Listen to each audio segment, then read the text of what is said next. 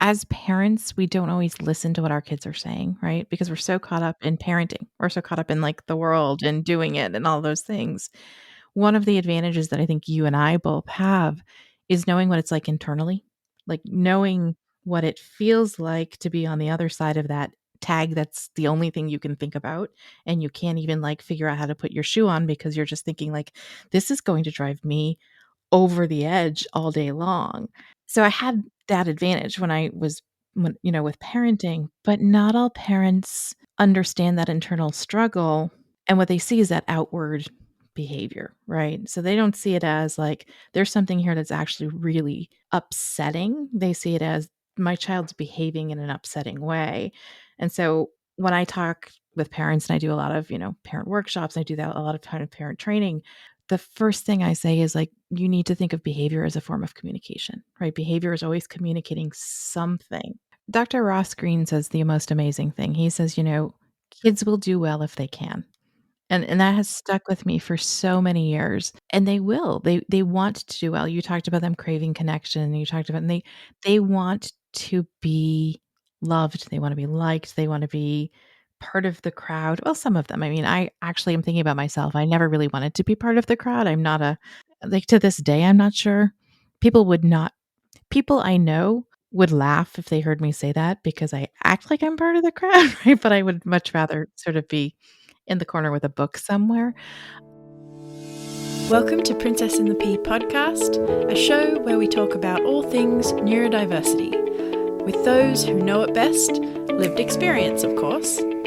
I'm your host, Annie Crow, and I'm an autistic ADHDer. I started this podcast so I could share meaningful conversations that explore the lives of neurodivergent people like myself. We talk about everything from employment to healthcare, education, parenting, relationships, mental health and more, but all with a neurospicy lens. Before we kick off, I just wanted to add a quick content warning for little ears. This podcast will be discussing mental health issues and serious adult business, so chuck on your headphones and grab a cup of tea, and as Bluey likes to say, let's do this!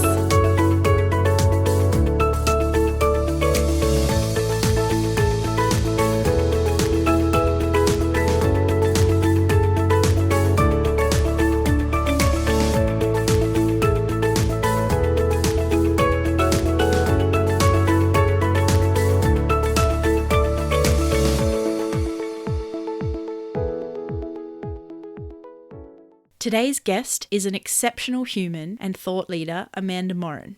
I can think of no one more suitable to be our very first international guest. Coming to you from across the Pacific, all the way in Maine, United States, Amanda is my favorite twice exceptional human, but she explains it much better in this episode, so stay tuned. As twice exceptional humans, our needs are often overlooked due to our capacity to cope and mask and get by, even rather well sometimes. However, this does not negate the very important support and compassion we need, and also it doesn't show how much we truly struggle, either internally or behind closed doors. Most neurodivergent kids who are recognized in school are either the top of the class or the troublemakers, two extremes. The kids who are bright but get comments on reports like they would be at the top of the class if they only tried harder, or talked less, or focused more, or applied themselves, insert ableist comment here, are the ones who are sadly overlooked and often forgotten. They don't get praise, they don't get the praise they deserve, and they don't get the support they truly need. I attended the virtual Bright and Quirky Summit earlier this year in an effort to better understand my own twice exceptionality, and I came across Amanda, who did an incredible presentation on how to advocate for your communication preferences at work. I've never taken so many notes in my entire life. I have since followed her very closely online and begged her to come on the show before I even started. I just knew I had to help share her wealth of knowledge and experience, all bundled up in the most eloquent explanations I've come across. I ended up enjoying myself so much that we recorded more than enough for 2 separate episodes. Big shout out to Amanda for obliging me and sharing her extremely valuable time so generously. I think you're really going to enjoy this one.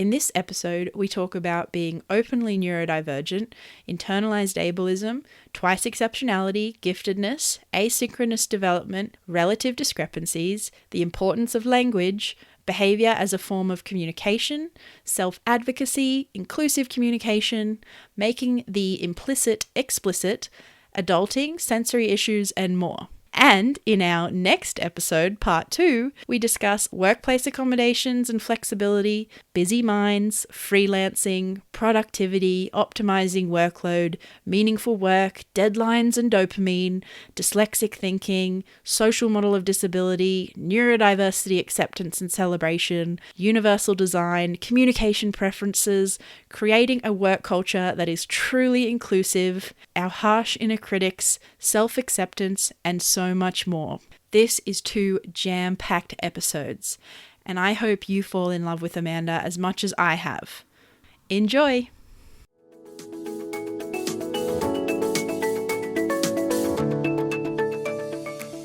Thank you for being here today, Amanda. We're so excited to have you as our first international guest, and I couldn't pick a better person that I love to follow.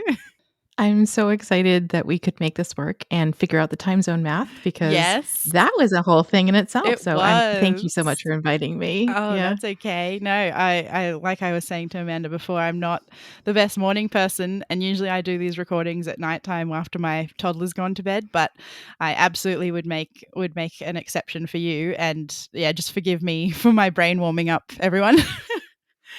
Well, and you'll need to forgive me because I'm on nighttime Oh, here, true, so you're we're winding we're in down. the same.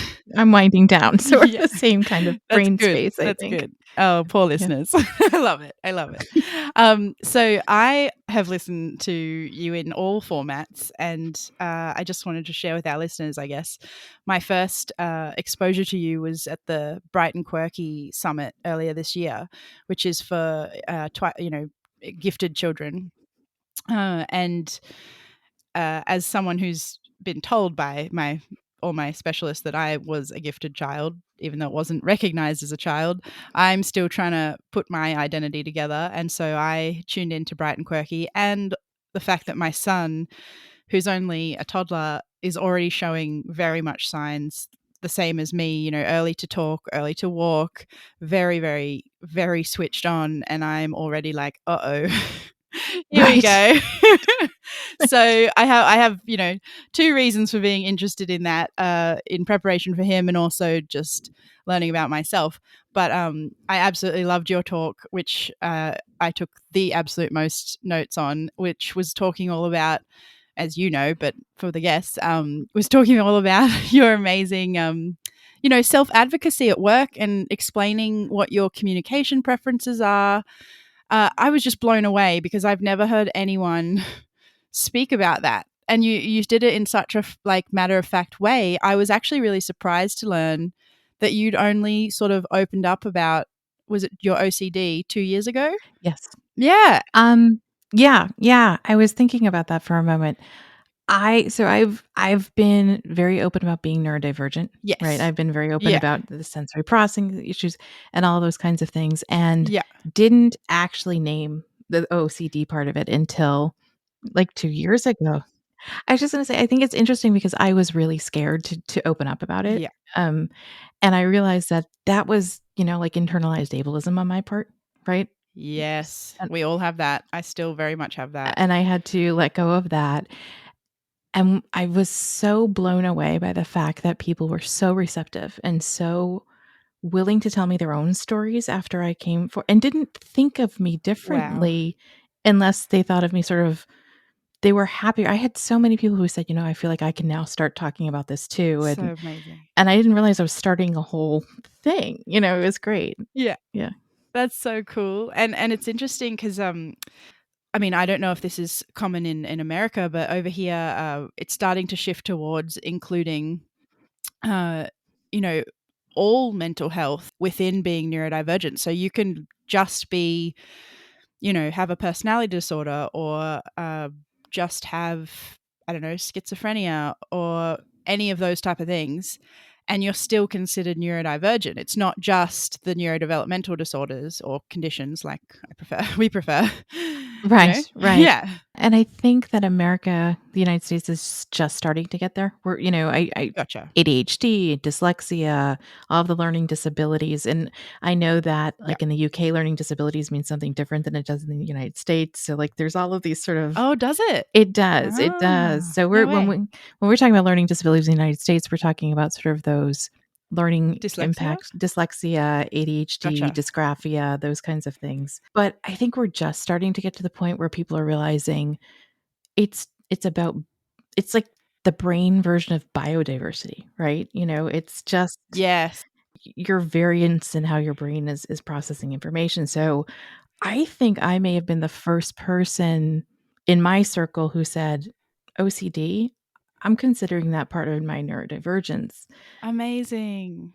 And I was like, "Okay, we're going in. I'm just gonna say it. I'm gonna," but it's Yeah. true. It doesn't, you can't separate out the pieces No.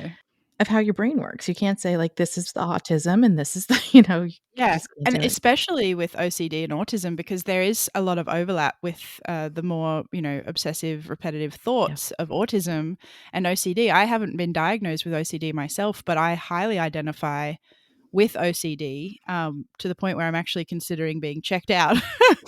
Well, and I'm on the opposite where I have so many of the same traits as other autistic individuals that I almost think Yeah. I need to go and think about whether or not it's Ah, autism. I have 2 autistic sons, so that right. would make Mhm. sense.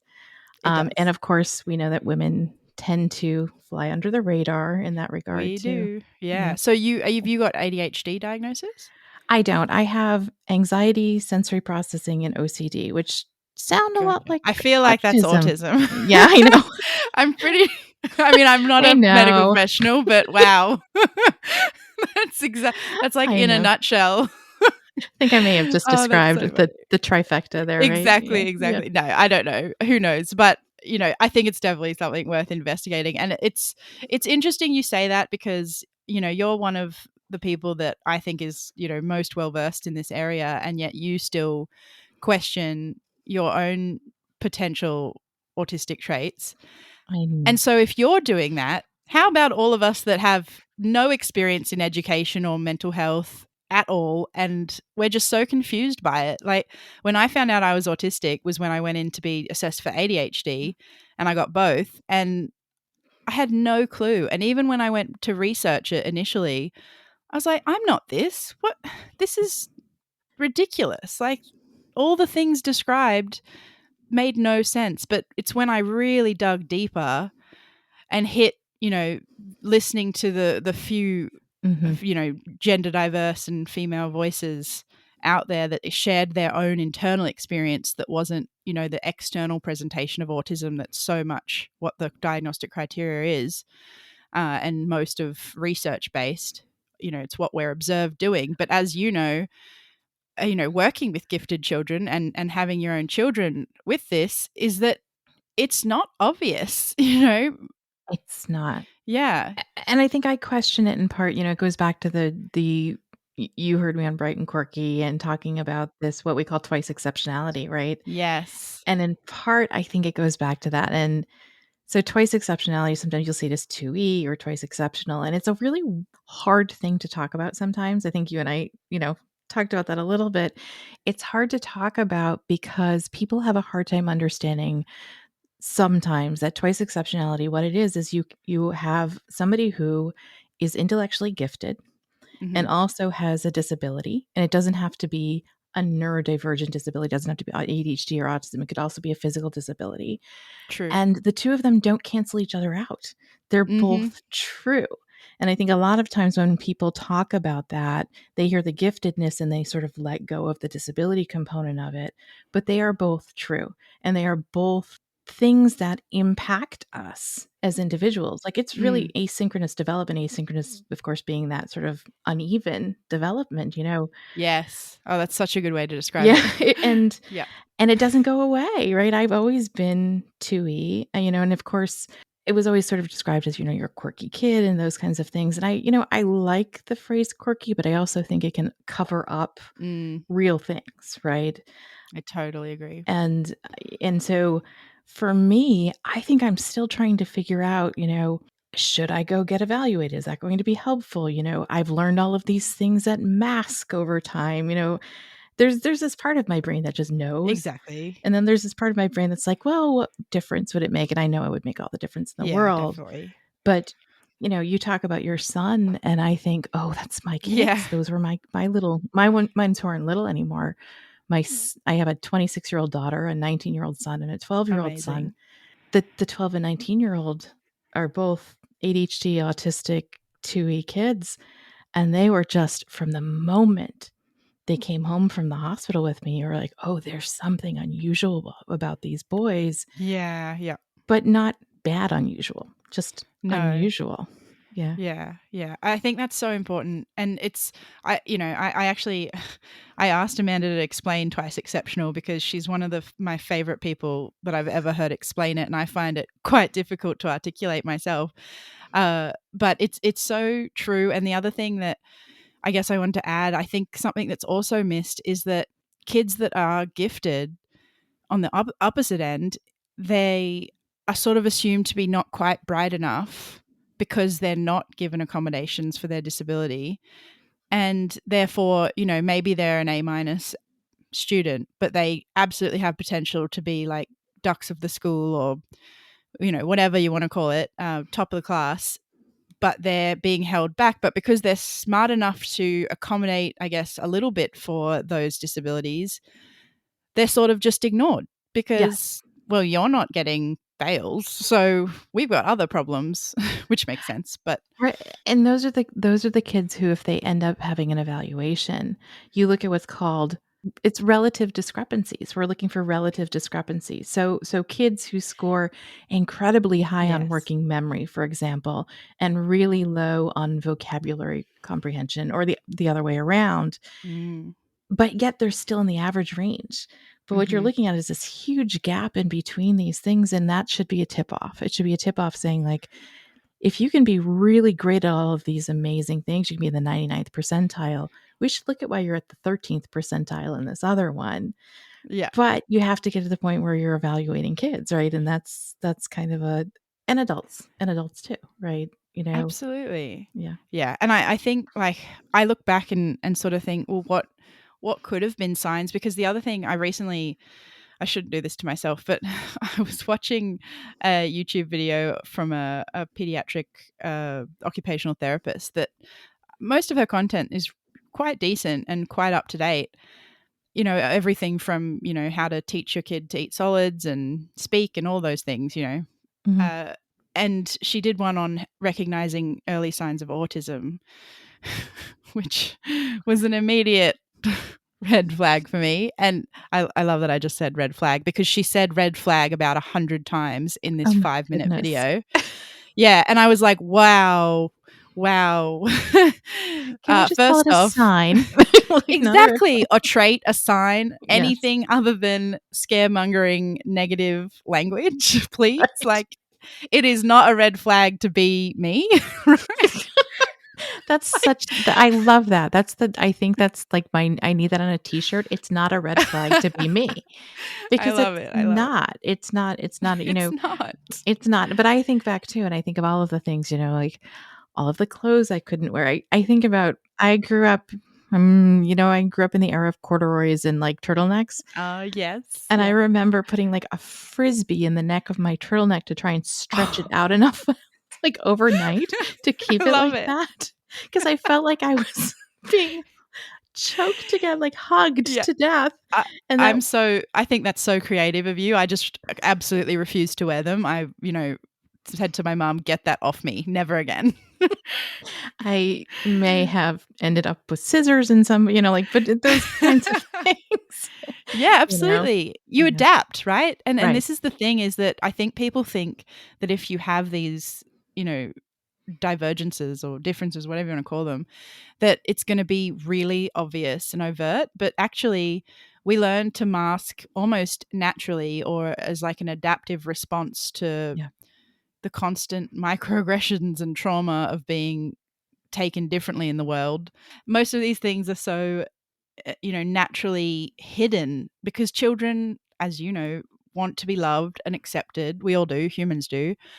but more so children very much crave connection with their peers and approval from their parents. So if you've got parents who are even slightly, and I'm not blaming parents at all here, I think this is a really touchy area because parents should never be blamed, but equally, I think it's okay for parents to say, I need to be supported and given the right education and tools to help my child.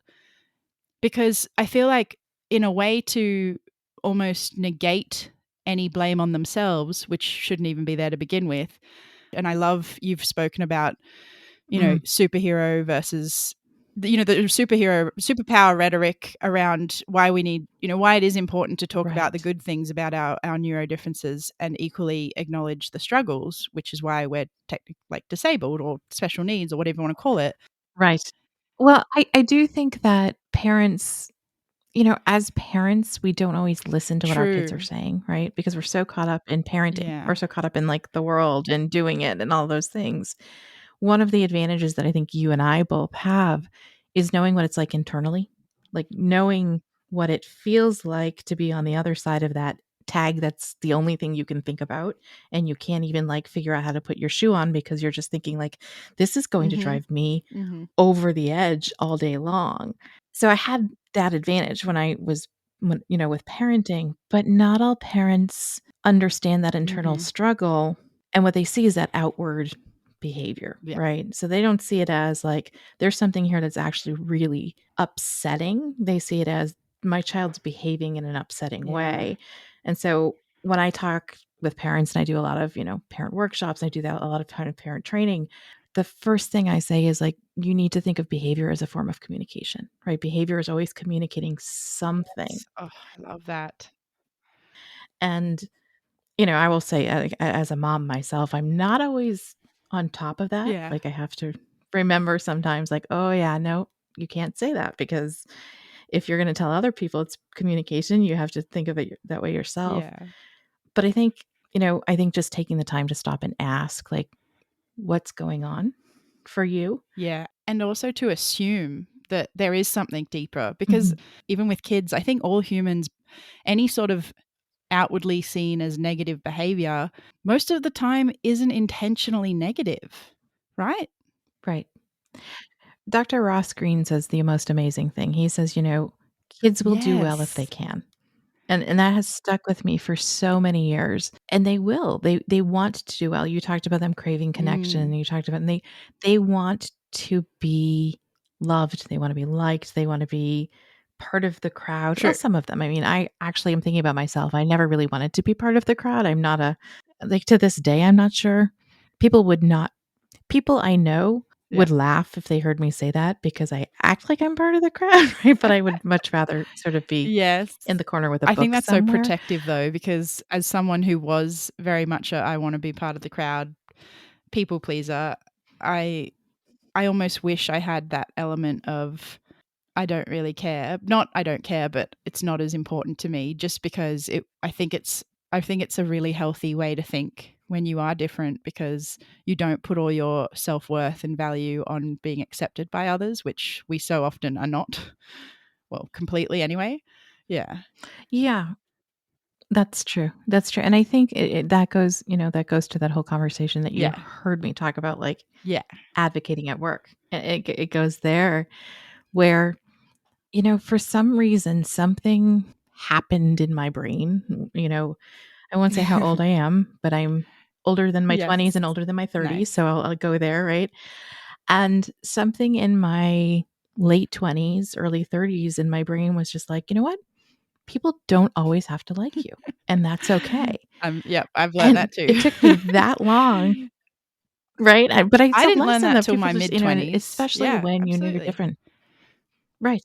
And part of that is knowing that if you speak up about what you need, people don't have to like that you need something different. They just have to hear you, True. right? And that's to me, that's the difference is being able to say, I don't need you to understand. I just need you to know this is Yes. true. And then I say that so often to people like, you may not understand this, but it's still true. Oh, I love that.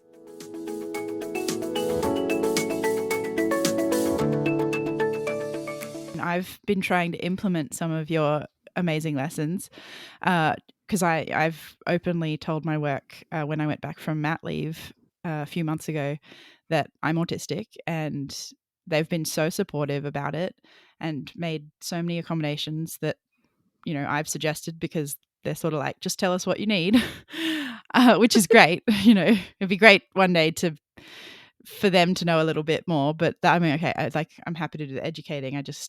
I don't feel like that should be on us to do. But anyway, it's another topic. I digress.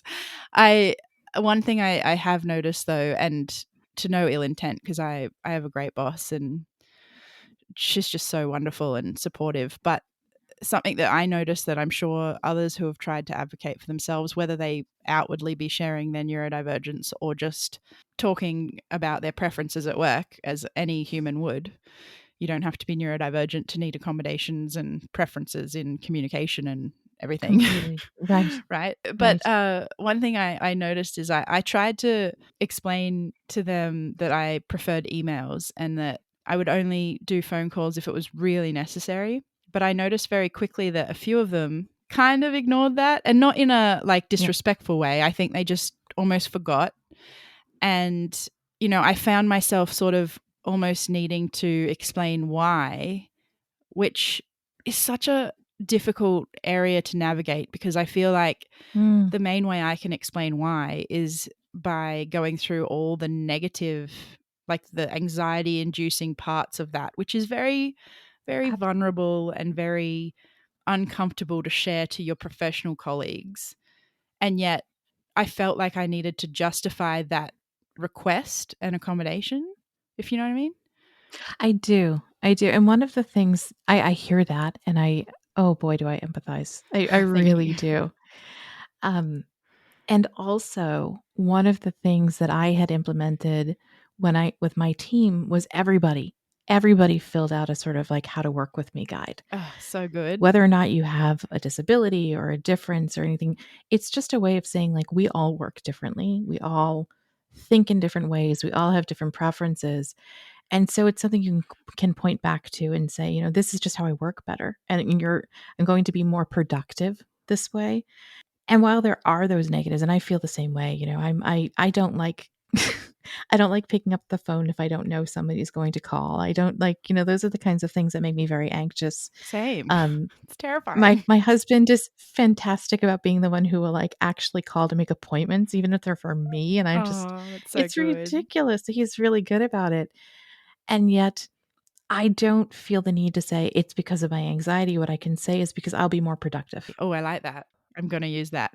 And so flipping that has been really helpful. Yeah, and the other thing that I do sometimes is, we have interoffice messaging like the Yeah. Slack Yeah, Slack. Slack Yep. channels, which stress me out. Stresses me out. Stresses me out because Ping, I have it ping, like, ping. coming through all the Hmm. time and so I always have my notifications muted and like some message that says whatever. And sometimes someone will, when people Slack me, I can Slack back sometimes. But sometimes what I say is, can you just paste this into an email for me? And the reason I need you to paste this, and like, you don't even have to put a subject line, just paste it into an email and send exactly what you just Slacked me so I can tag it in my inbox that it needs attention. And then you're going to get a response from me. And people have been really wonderful about doing that. And in fact, other people have started doing it, Amazing. which is really funny. I also have a line under my signature and my email signature that says, my working hours may not be your working hours. Please don't feel obligated to reply when I've sent this. Yeah, yeah. I saw that. I love And I've that. seen other people adopt that too. So I think it's one of those things where it's about productivity, right? We want to make sure that people are understanding that if you want the best me, Mm, these are the ways you're going to get the best version of me. yeah. Yeah. Yeah. That's so good. And I think, it raises so many important points, because with, wanting that type of copy and pasting of a message, I feel like there's so many benefits regardless of what your needs are. You've got a record that's, filed. Yep. You've got ability to use your technology to prioritize your need to respond or action it. You've got your working memory. I don't know about you, but I literally will forget conversations I've had. If I've texted someone on any of those type of platforms, it's Yep. like it's gone from my mind. So Yeah. there's just so, and that's one of like I have so many anxieties about phone calls, and some of them are the more traditional anxiety of worst case scenario, the unknown, what am I going to have to say? But some of it is like, will I remember?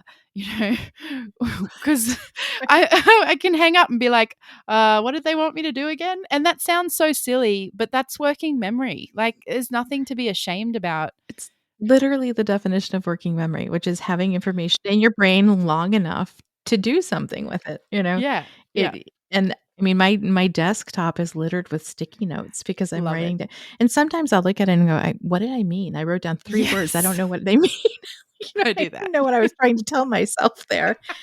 But the other interesting thing about the copy and paste thing is Yeah. it also it forces other people to think about whether what they need is actually something they need or Mhm. something that they want, right? And Yes. so sometimes if that email doesn't come my way, I know that they have figured it out on their own, that they didn't actually need me to do it, that they could Yeah. figure out it was more work to put it in the email than it was to just do whatever they needed to do. Oh, amazing. So, It's even better. which is interesting to me. It's interesting. It's It an interesting is. sort of it's like a test. I don't mean it to be, but it ends up being one, No. Well, and you know? internally, I guess for them, because it's, working on their own executive function, for them, it's like, well, it'd be more effort for me to type this out, copy paste it, and send an email than to just do it, which Yep, makes you think how many of that's happening because we have so much access to these apps that allow really quick responses. It's almost like this is just, I'll just message them, but actually you could have just taken an extra 2 minutes and figured it out.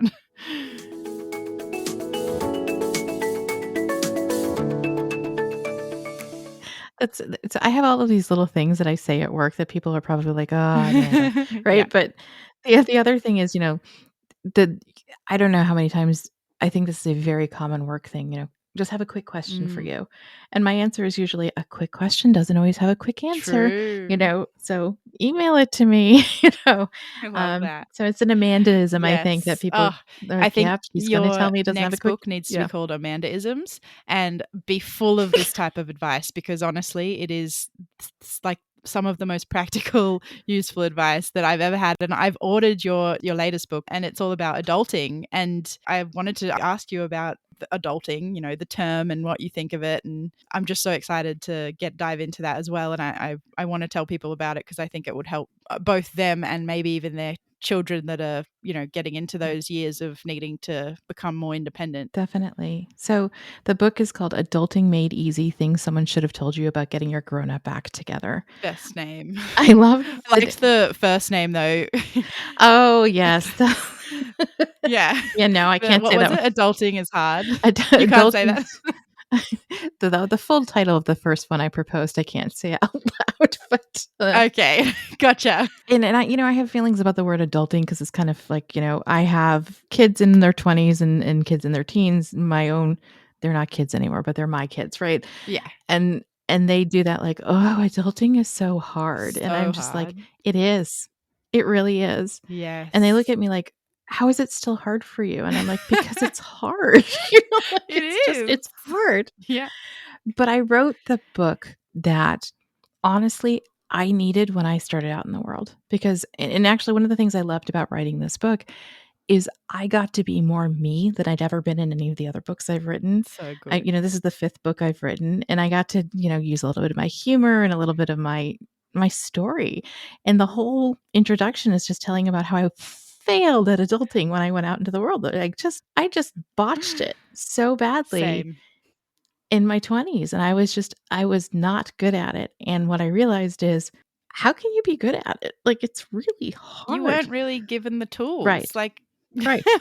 And then Yeah, people ignore that stuff. and one of the things that I really leaned into in the book was communication because I realized for me that was a really hard part. There were things in there like scripts for phone calls that I still like Mm. need. And Same.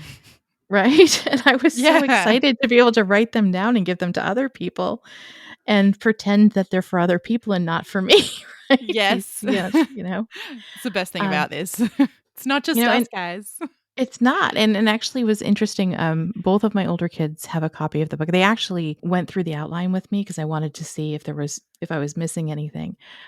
They will refer to it, I think that they pretend they don't use it, but they actually use the book, and it's a I joke in bet our they house. I'm do. just like, Someone wrote a really good book about this. You might wanna look it up and say chapter 7," kind of thing. So good. Every parent needs But this. it's even things like, what do you need in a first aid kit, right, to have in your Yeah. house? Or and I tell the Mhm. story of, like, Mhm. looking for a Band-Aid when I couldn't find a Band-Aid for myself, you know? Yeah. You're like, "Scotch tape and a tissue's gonna work, right?" Kind of. Yeah. And it's funny because I feel like, the neurotypical people listening to this, if they even are gonna be like, "This is ridiculous. How did they not know?" But here's the thing, I don't think so, because the feedback I've gotten on the book, You don't reckon? I have had more people say, "This is the book that I needed," and I'm realizing they are Oh my neurotypical. goodness. It's not just us. And it was really it's not just us, it's Amazing. just I was excited by that. I think maybe the totally not doing it well and not understanding the world well enough to do it the first time around may be more of a me thing, Yeah, us thing, yeah. but Yeah. yeah, an us thing, but I think what I'm hearing is people are buying it for graduation gifts for their Oh, so good. family. Yeah, Yeah. and it's also, I think, conversations that kids don't wanna have with their parents, right? So if they Yes, just don't, because they know everything at that age. they do. They do. Mm. We know nothing. And that's like admitting that you don't. Like the things in it that's so critical, basic life Yeah. skills. It's so hard when you're, a very confident teen that doesn't want to admit to not knowing things, to admit that this basic stuff, and that I don't know if I like the term basic or adulting, but yeah, I don't know a better way to describe it, but that sort of stuff that you feel like should be natural and intrinsic knowledge isn't. And I think that is sort of the theme of everything I do for work, is that we need to make the what we think is implicit explicit, because none of it's Yes, explicit love unless we that. say it out loud, right? It's just So not, true. because there's always Mhm. somebody who's not going to get it intrinsically. And so there are things that I narrate. I talked about this and I talk about it in my this is so Yeah. funny. I talk about this in my How to Work with Amanda guide. I do this thing where I'm narrating and Yeah. I kind of like look up into my own head when I'm thinking, and I will at work or Yeah. somebody else at somewhere else, I'll say, "This is my thinking Oh, face." I love that. And it's become like this hilarious joke. In fact, when my book came out, I have a friend who sent me a custom mug that says, "This is my adulting face," which I So just love. good.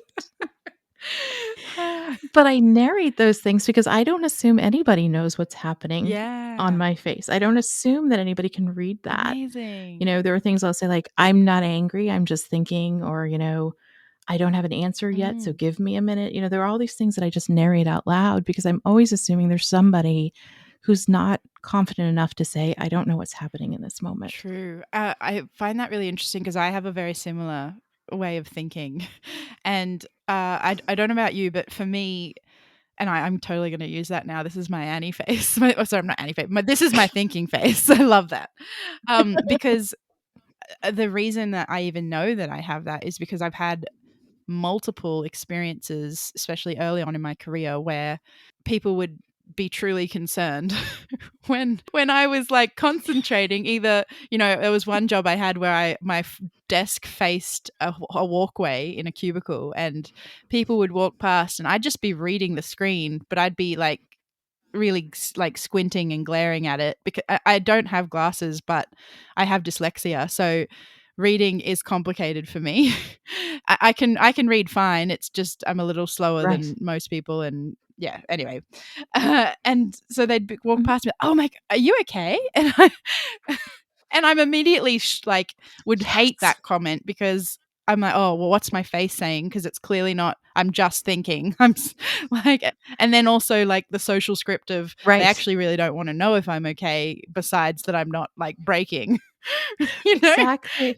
So I'd Exactly. be like, yeah, I am, and then I'm like, am I? I don't know. Like, That's so I never actually considered whether or not that's why I started doing that, but I think it is. I think it is. Yeah. I must have a very specific look when I'm Yeah. thinking like, I feel like I'm looking inside my own brain, so I don't know what that looks like from the Me outside. too. Yeah.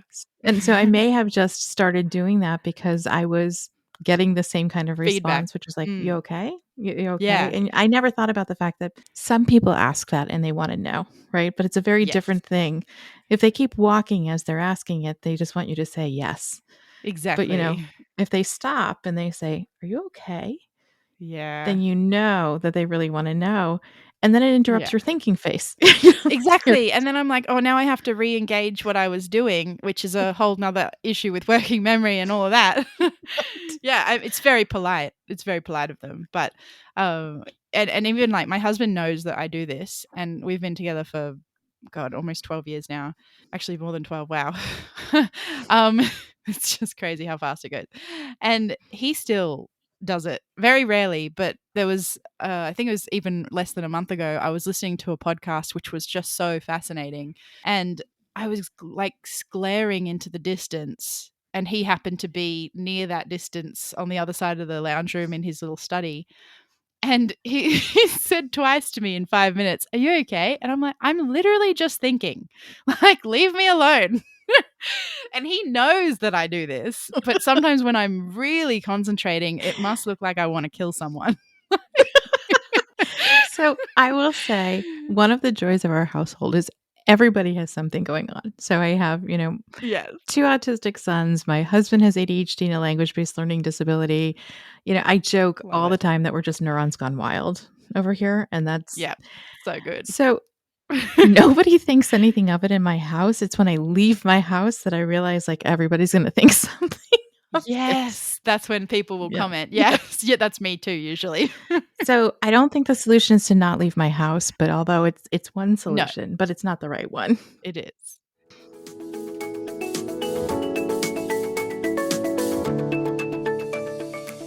So I exclusively work from home in my what I like to call day job because I do a lot of jobs, my traditional job. And that's, thanks to COVID because that role was not possible to do from Right. home before COVID. And now there's no issue with it. And I've been more productive than ever. And I don't have to deal with all of the issues that I used to have to face on a daily basis that would drain me and Oh, lead to burnout. And it's just been so amazing. So I agree that we shouldn't become complete hermits unless you want to. No right. judgment. Right. But at the same time, it is bloody nice to not have to really constantly force it. Completely. Yeah, I used to travel a lot more before COVID. I used to travel for conferences, I used to travel for meetings and things like that, and I would come home. I live I live in the United States, I live in Maine. I live in this very sort of quiet area. My office is based in New York City, which is not quiet, but also I love it. And I don't sleep much when I'm there because I'm so overstimulated. Yes. I don't have my weighted blanket with me because if you've ever tried to take a weighted Oh, blanket through no. an airport, it's weighted. It weighs too much to go with you. Good luck packing anything else. It's just literally in the name, like weighted blanket. Um, so Uh, it doesn't come with yeah. me, and the lights are so bright, and I come home, and my family is really wonderful about knowing that I literally cannot talk to somebody for the next 2 days because I'm Mhm. just so shut down.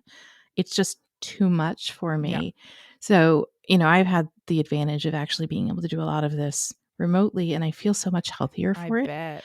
because I'm not having that sort of ups and downs and dips and things like that with my nervous system. Yeah, the more we talk, the more I'm like, yeah, I really need to go and Yeah. talk to a neuropsychologist.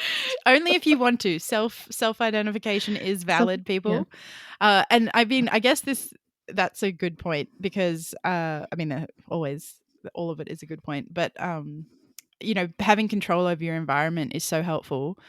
And something that's really quite interesting to me is, I don't agree with functioning labels at all. I get why they're used. They're an easy way to describe certain things. Like, for instance, to be able to say someone who's maybe twice exceptional is high functioning. even though that's not necessarily true, or at least what you see of it. Maybe they're high functioning in front of you, but they're not behind closed doors, which is definitely my story. This is my skeptical face. I'm agreeing with you. Yes. Good. Yeah, Yeah. gotcha. Yeah. Love it. Audio description.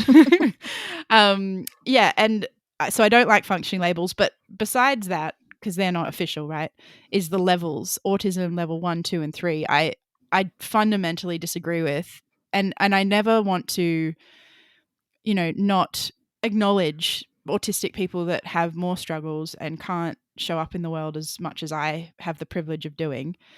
But at the same time, I think those levels inherently imply, well, one, it's discrimination, right? I mean, the ones that are level 3 are considered less than, and then the ones that are level 1 are not bad Mhm. enough to need support. Like we have a system called the NDIS, the National Disability Insurance Scheme, and if you're a level 2 or 3, you're automatically accepted.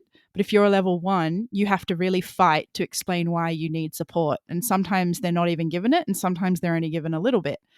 And I've never publicly said this, but I'm level 2, and most people would probably be really surprised to hear that. And if you actually look at the diagnostic criteria, which is supposed to be considered when you're at your worst, not your average or your best day, I absolutely fit into level 2. And I'm very lucky that my psychiatrist who diagnosed me is one of the leading psychiatrists in Australia. And his books have been shut for 3 years since I was diagnosed.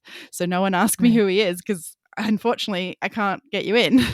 And that is another problem. But anyway, I'm really lucky because he works exclusively with adults with ADHD and autism specifically, and is better placed than pretty much any professional, especially in Australia, to understand the nuance. And he is the one that first told me I was twice exceptional, which I had no idea what that meant at the time. And I've now obviously looked into it, and my psychologist has helped me understand that part of me. And I guess the reason I bring this up is for people listening, if they don't understand this, because it took me so long to wrap my head around it, and I'm still kind of getting there. But I think that the levels, I mean, and maybe this is just because I don't know if this is privilege, and I don't want to offend anyone saying this, but I don't think they're very helpful in terms of how they're broken down into access to support and to justifying your support needs. I think, if anything, they're just limiting. I'm very choked up listening to you. Like, I didn't expect this Yeah. because one of the things that I have often experienced is at my worst, I'm still able to describe that I'm not okay. Same. It's a big problem. And when you can tell somebody how not okay you are, and this is part of the twice exceptionality thing, right? This is part of being like a very gifted, literally giftedly intelligent person, Yeah. is you're much more articulate all the time Yes. in some ways, whether you're articulate verbally or you're articulate and as a non-speaking person. And I think that's Yes. important too, I do too. right? Yeah. Yeah. Absolutely. And when you're at your worst, you're like most people at their best. Yes. And wow, I'm really like, Yeah. I didn't expect to be so emotional, but it's fine. It's I fine feel because I think you. it's important when I have spoken to people and said, I'm not okay, I'm not doing well. They're like, well, but you seem fine. And, and I'm saying like, I'm not okay. Yeah. And they're saying, if you can say you're not okay, you're doing okay. And I've often, there have been more than a few times I've brought So my wrong. husband with me so he can say she's not herself. Same. Oh my gosh. This is giving me goosebumps. And Yep. it's so hard. And so I think some of what you're talking about really speaks to me in that way. Because, when I say to you, I shut down for 2 days after, I mean it, like, Mm-hmm. sincerely. I cannot form words. No I part of can't, me is like, surprised. Yeah. of course, right? And Yeah. I can't put words together. I sleep for, like, 10 hours Oh, straight because I yes. just need to, like, regenerate, if you will. Mm-hmm. I love that. Yeah. I have Doctor Who fans in my family, so it's we regenerate. That's what we do. We Love it. don't I'm a rejuvenate, we sci-fi nerd. regenerate. Yeah. Um, and I think that that's such a misunderstood part of twice Yeah. exceptional Yeah. is I that totally agree. if you can talk about it, then you're okay. But no, no, there are some days where I am just not. And that's one of the reasons I started advocating at work. And that's one of the reasons I did share about having OCD, because something Amazing. about the pandemic just made it really extreme for me in a way that I just couldn't hide anymore. And I feel like I Mm. shouldn't have been anyway, but You that's, shouldn't have to, yeah, yeah. But it makes sense that you are. and it was that ability to say, I'm having a really hard day and I need you to just know that, and not even to say to anybody, this is what I need from you, or I need time off, or I just need you to know that I'm not thinking as quickly, that there are things inside my own head that are distracting me that I can't control right now. Like all of these things. So good. But I mean, you're absolutely, it's just, you're speaking to me here. It really resonates. Yeah. Yeah, yeah. Yeah, I find that really interesting because I personally, when I hear you say that, I think immediately, like, I think you're killing it, the fact that you can even identify that you're struggling, because for me, I don't even have that. I actually outwardly seem so normal, not normal, but like not Mm, distressed, I guess. And I don't, because I have like quite bad interoception issues and alexithymia, which is struggling to read and communicate my own feelings, which would probably surprise most people because I'm pretty articulate talking about my feelings these days. right. But that's with years of therapists helping me figure out alternative ways to do that, which is so, so good. And people need to know that that's a thing. Mm, But, when I am really distressed, I don't really know until kind of too late. And the most common way it will come out for me, especially if I'm in a safe enough place, like with my parents or my husband in private, I'll be extremely verbally aggressive. I don't know if I like the term aggressive, but like quite, tongue lashing, mm, nasty. Like I go into this like really angry mode of, and because I was debating school captain and I'm a lawyer, so I know how to put an argument together and I know how to crush people verbally. I've always been very hyperlexic verbally, but struggled with reading and writing. It's such a disconnect. Uh, but my parents still to this day, even though they're so much more educated, they still struggle to identify when I'm maybe just being grumpy or intentionally mean, which is rare, to be honest. mhm. Or I can imagine. yeah, Yeah. or if I'm like sort of in meltdown mode, and because my meltdowns are that verbal anger and criticism, I guess, it's really hard for anyone to know that that's actually me really not coping. It's so, so, so difficult. And usually it's not until the damage is done that, my parents now they're getting better, but they used to fight back because they're also very good at arguing, and they're like, you're being unreasonable, which I absolutely Right. was and am in those moments Right. unintentionally. Right. And so, which just escalates things, and something that I feel so privileged, because my husband, who was diagnosed ADHD and attentive after I was, which I find hilarious because that's predominantly the female presentation, and he was missed until his 30s. Non-discriminatory, right? It's Right? right. Exactly. It can affect anyone. But it also shows like the external presentation of ADHD, Mhm. because like many girls with inattentive, he wasn't really outwardly a big problem in school, other than never listening and forgetting things constantly. Right. Like, yeah. Anyway, I digress. What was I saying? The Uh, the lashing out being the sort, yes, yeah. lashing out. Yeah. Yeah. Yeah, so I feel really privileged because, even though my husband and I didn't know we were neurodivergent when we met, one of the things that we initially very much bonded on was that we understood each other. And, we still get irritated at each other all the time about our differences, but at the same time, just because we both have quite, no, I wouldn't say severe, but just because we have those differences means that we get that they're a thing and it's not really a choice most of the time. So, when I say that, when I would get angry at him, and this probably talks to his childhood as well, because he's had a very he's got the best family. I love my in-laws, but he's so calm, and he doesn't like lash out back at me. If anything, he helps me de-escalate. He laughs, and not in a you're ridiculous kind of way, but in a like you're really funny, because I mean it is funny.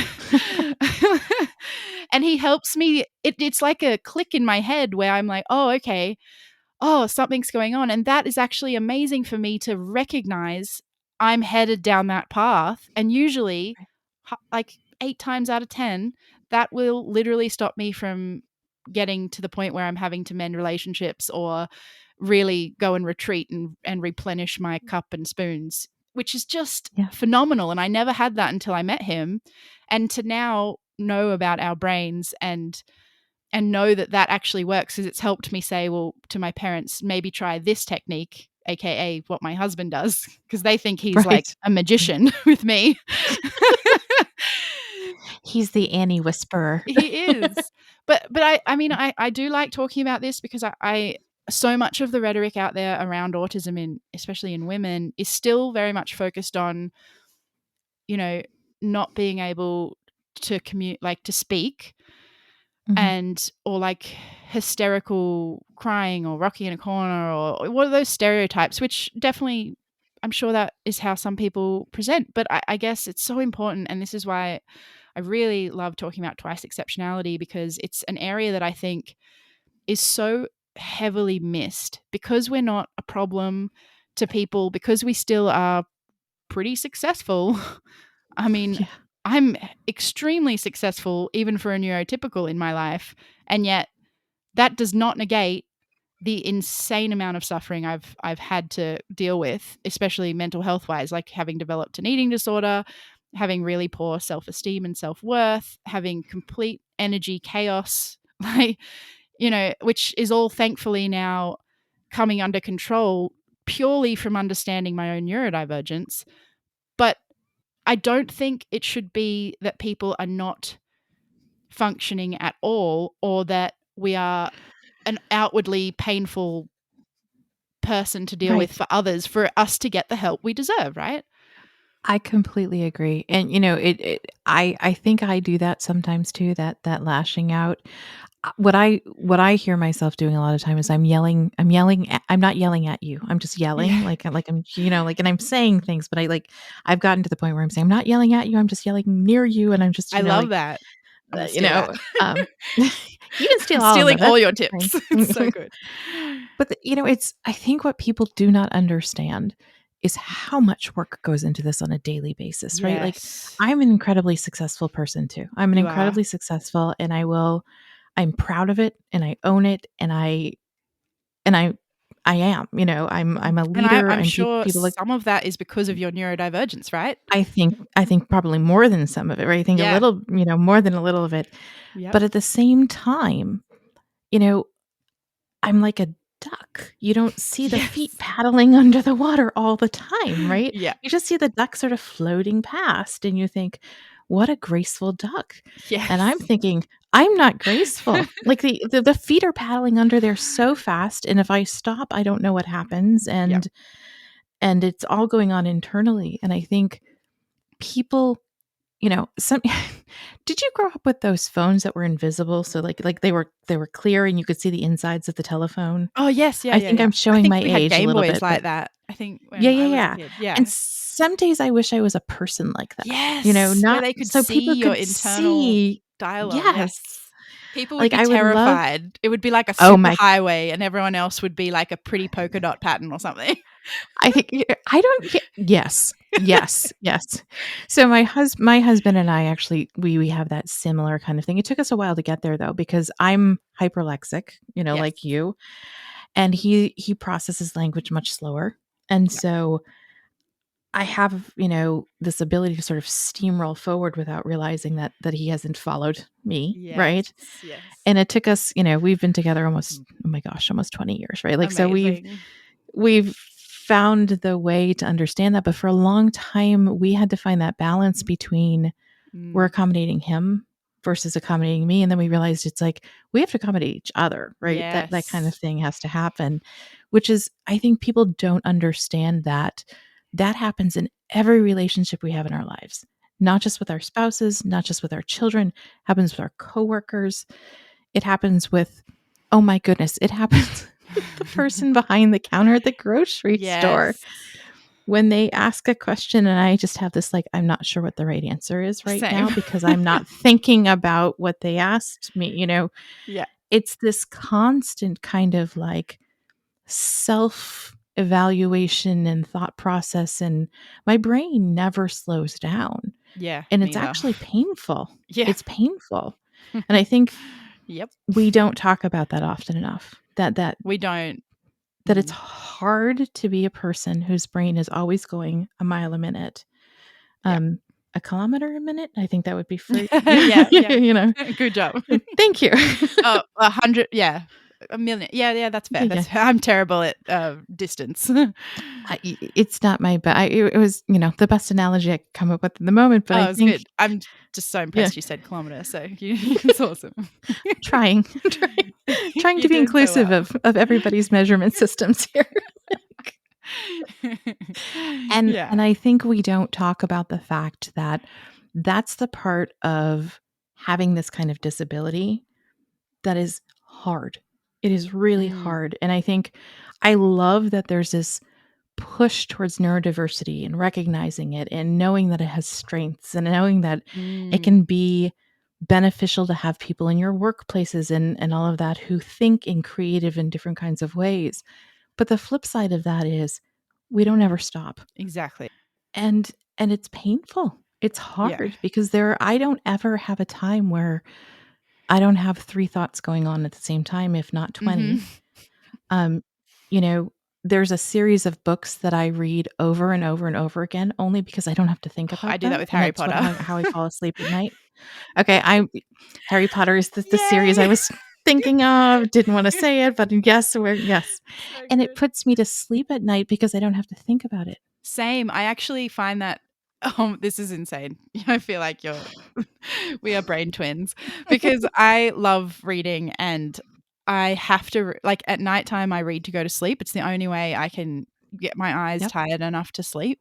And I cannot read anything engaging. And by that, yes, something that I love like Harry Potter that I could literally recite to you or even like sort of a sci-fi fantasy that's not that exciting. Mhm. Like not exciting, but also not ridiculously fast paced that I'm like, I'll have nights where I accidentally have one of those books and I'll stay up till like 4 a.m. reading it or all night. Yes. So I have to find the right balance. But yeah, it's like that again, and that repetitiveness. I love watching my favorite shows over and over. Like I've watched The Marvelous Mrs. Maisel at least 6 times, all 3 seasons. It is the Um, best thing in the whole world. Call the Midwife is the one that Oh, I I do love that Call with. the Midwife. Yep, Call the yep. but it's that same soothing, and I actually just read an Yes. article about why we go to the same shows to soothe our brains, and I was like, "Ha ha Oh. ha, it's not just me." I was super excited to see that, Oh, you'll have to and send it yet to me. That's awesome. I will definitely send it Yeah. to you, and maybe, we'll send it out to the world too so Yes, everybody I can feel a can little link bit it for better. people. Yeah, Yeah, absolutely. So and important. it's the only way, and I wouldn't even say my brain's quiet. It's not quiet, it's Mm. just duller. It's a little Yes. It's quieter. dull It's enough quieter that enough. you can fall to sleep Right, sometimes. it's like I trick myself into it, some days, Yeah. but it's a hard thing. It's a hard thing to have that going on all of the time, and Mm, that's one of the things that I want people to understand about us, people like us, where there's this component where it's not just the outside world that is hard, it's the inside of us that's hard too, the inside world and how all of that information processes all the time without filtering it. mm. Exactly. Yeah.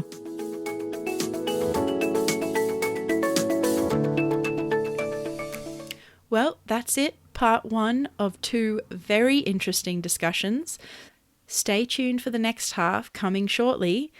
For those who are new here, I created this podcast as a platform to talk to incredible neurodivergent humans and our allies about how we show up in the world and how we can make a more neuro-inclusive society. I only found out about my own neurodivergence at 28 years old, a few years ago now. Before then, I'd spent years trying to understand myself and trying to fix the parts of me that felt quote unquote broken. Discovering my neurodivergence was initially a shock, and when trying to understand it from a medical deficit-based perspective, things got dark real quick. It wasn't until I stumbled upon the neurodivergent community on social media where I started to see the light and learn to truly embrace my differences and practice radical self-acceptance, which has done wonders for my mental health and quality of life. I share my own stories mostly because I find examples helpful and also to hopefully make my neurokin feel less alone in their own struggle. I get multiple messages a day from women like me who share so many of these experiences. And although I don't love sharing some of the more difficult parts of my life, I do it for the benefit of you. Even if this helps even one of you to feel seen and heard and understood, it's worth it to me. So join me on my journey of radical self-acceptance and trying to create a more neurodiversity-affirming world. Don't forget to head over to our socials and connect at princessinthep.pod, and I'm on there too at nd.millennial. That's 2 L's and 2 N's for those dyslexic minds like mine out there. If you enjoy this content and want more like it, please leave us a rating and review and share with all your friends and loved ones. It helps us out a lot. Thanks for listening and see you next time. Over and out.